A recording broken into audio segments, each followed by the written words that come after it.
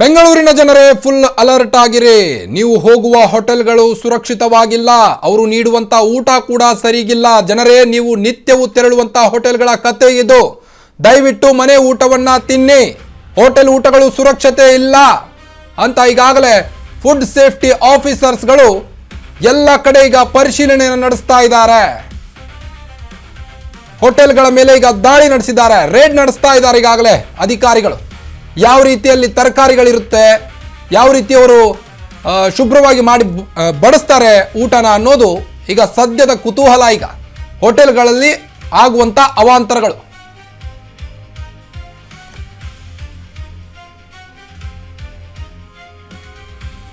ಬೆಂಗಳೂರಿನ ಜನರೇ full alert ಆಗಿರಿ. ದಯವಿಟ್ಟು ಹೋಟೆಲ್ಗಳಿಗೆ ಹೋಗಿ ಊಟ ಮಾಡಬೇಡಿ. ನಿಮ್ಮ ಆರೋಗ್ಯದ ಮೇಲೆ ಪರಿಣಾಮ ಬೀರುತ್ತೆ. ಹೋಟೆಲ್ಗಳು ಸುರಕ್ಷಿತವಾಗಿಲ್ಲ. ಜನರೇ, ನೀವು ನಿತ್ಯವೂ ತೆರಳುವ ಹೋಟೆಲ್ಗಳ ಕತೆ ಇದು. ಬೆಂಗಳೂರಿನ ಸ್ಟಾರ್ ಹೋಟೆಲ್ಗಳ ಬಂಡವಾಳ ಬಯಲಾಗ್ತಾ ಇದೆ ಈಗ. ಒಮ್ಮೆ ಈ ಸುದ್ದಿಯನ್ನು ನೋಡಲೇಬೇಕು ಜನರೇ. ಕೆಲವು ಹೋಟೆಲ್ಗಳಲ್ಲಿ ಕೊಳೆತ ಈರುಳ್ಳಿಗಳನ್ನು ಹಾಕ್ತಾ ಇದ್ದಾರೆ. ಆಲೂಗಡ್ಡೆಗಳು ಕೂಡ ಪತ್ತೆ ಆಗ್ತಾ ಇದೆ. FSSAI ಲೇಬಲಿಂಗ್ ಇಲ್ಲದಂತ ಆಹಾರ ಉತ್ಪನ್ನಗಳು ಸಹ ಪತ್ತೆಯಾಗ್ತಾ ಇದೆ.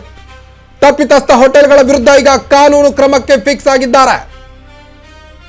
ಬೆಂಗಳೂರಿನ ಸ್ಟಾರ್ ಹೋಟೆಲ್ಗಳಲ್ಲಿ ಮುಂದುವರಿದ ತನಿಖೆ.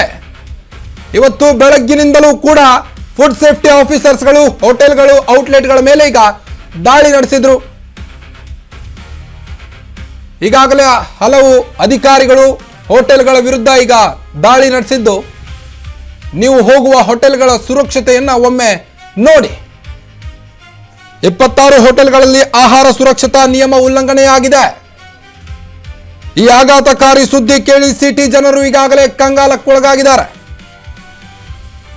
ಇಂದು ನಡೆದ ದಾಳಿಯಲ್ಲೂ ಅವಧಿ ಮೀರಿದ ಆಹಾರಗಳು ಪತ್ತೆಯಾಗಿದೆ. ಸಂಸ್ಕರಣೆಯನ್ನ ಮಾಡಿ ಇಡ್ತಿದ್ದಾರೆ. ಅದರಿಂದ ದೇಹಕ್ಕೆ ತುಂಬಾ ಅನಾನುಕೂಲವಿದೆ. ದಯವಿಟ್ಟು ಹೋಟೆಲ್ಗಳಿಗೆ ಹೋಗದಿರಿ.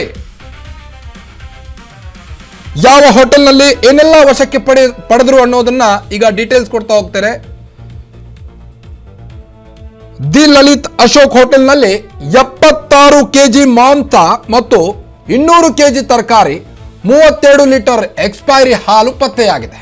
ಇದು ನಮ್ಮ ಬೆಂಗಳೂರಿನ ಪ್ರತಿಷ್ಠಿತ ಹೋಟೆಲ್ ದಿ ಲಲಿತ್ ಅಶೋಕ್ ಹೋಟೆಲ್ನಲ್ಲಿ 76 ಕೆಜಿ ಮಾಂಸ, 200 ಕೆಜಿ ತರಕಾರಿ, 32 ಲೀಟರ್ ಎಕ್ಸ್ಪೈರಿ ಹಾಲನ್ನ ಇಲ್ಲಿ ನೀಡ್ತಾ ಇದ್ರು ಅಂತ ಈಗ ಅಧಿಕಾರಿಗಳು ಆತಂಕವನ್ನು ವ್ಯಕ್ತಪಡಿಸಿದ್ದಾರೆ. ಶಾಂಗ್ರಿಲಾ ಹೋಟೆಲ್, ಬೆಂಗಳೂರಿನ ಮತ್ತೊಂದು ಹೋಟೆಲ್. ಶಾಂಗ್ರಿಲಾ ಹೋಟೆಲ್ ಅಲ್ಲೂ ಕೂಡ 15 ಕೆಜಿ ಕೆಟ್ಟ ಮಾಂಸವನ್ನ ಮಾರ್ತಾ ಇದ್ರು. ಇನ್ನ 4 ಸೀಸನ್ಸ್ ಹೋಟೆಲ್ 19 ಕೆಜಿ ಮಾಂಸ.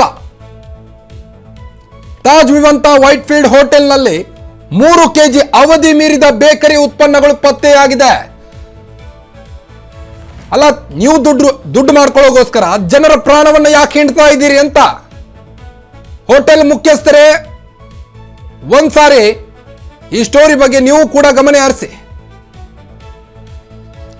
ತಾಜ್ ಯಶವಂತಪುರಲ್ಲಿ 72 ಕೆಜಿ ಮಾಂಸ, ಸ್ಮಾಲನ್ ಮೀನುಗಳು ಪತ್ತೆಯಾಗಿದೆ. ಅವು ಕೂಡ ಕೊಳ್ತಿರೋದು. ಹೋಟೆಲ್ ಅತ್ರಿಯಾ 105 ಕೆಜಿ ಅವಧಿ ಮೀರಿದ ಆಹಾರ ಪದಾರ್ಥ ಪತ್ತೆಯಾಗಿದೆ. 50 ಕೆಜಿ ಅವಧಿ ಮೀರಿದ ಆಹಾರ ಪದಾರ್ಥ ಪತ್ತೆಯಾಗಿದೆ. ಕೋಳಿ ಮಾಂಸ 25 ಕೆಜಿ, 23 ಕೆಜಿ ಮಾಂಸ, ಮೀನು, 7 ಕೆಜಿ ತರಕಾರಿ, ಹೀಗೆ ಅನೇಕ ಅವಧಿ ಮೀರಿದ ಬೇಕರಿ ಉತ್ಪನ್ನಗಳು, ಕೆಟ್ಟ ಪದಾರ್ಥಗಳು, ಇದನ್ನೆಲ್ಲ ಜನರಿಗೆ ಹಾಕ್ತಾ ಇದ್ದೀರಿ.